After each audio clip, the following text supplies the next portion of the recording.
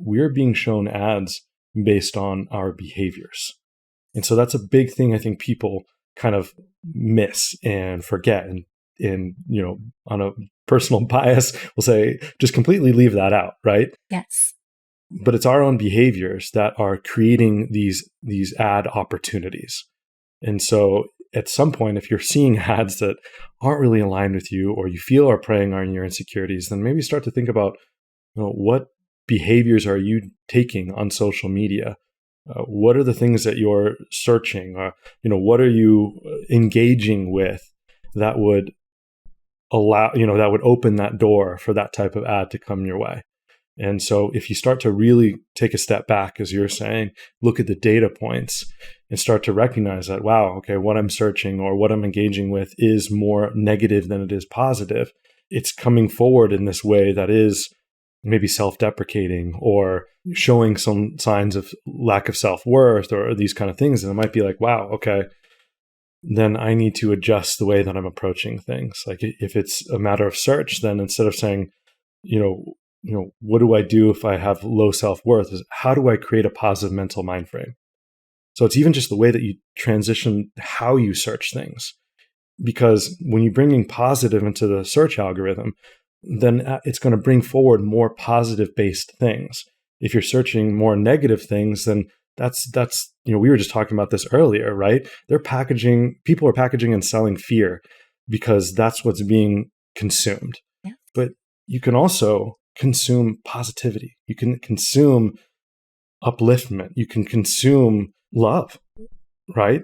And so that's what I think is the opportunity here for us to adjust our behavior, take responsibility for how we're approaching ads and social media and all these things that are coming from the outside to the in, and say, as you always say, it's like, be that waterfall, right? When you're a full waterfall of energy, for example, nothing can penetrate through. And so you're just flowing. And so that's what I feel is just one of the best approaches. And then shift your behavior, and you'll start to see the algorithm adjust in a way that is like, wow, everything I'm seeing is very helpful. It is positive. It is helping me curate a life that I desire to live.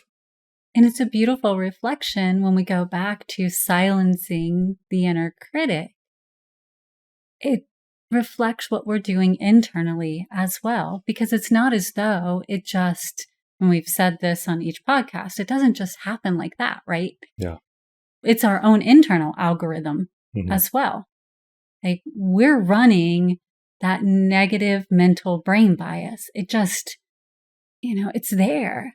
But the more we continue to feed in the positive to catch, like, oh, wait a second, our own little internal search engine is looking for all the reasons that this could go wrong. But you know what? I can reprogram that search and say, but let's look for the reasons it could go right. Let's look for the reasons it can be exactly what we desire it to be. Instead of every reason, it could be the opposite. Let's look for the beauty I bring to the world. Let's look for the beauty others bring to the world. Let's look for the positive in the situation, because there's always at least one positive thing, even if it's only that, hey, the sun is shining today. There's always at least one positive thing that's going on.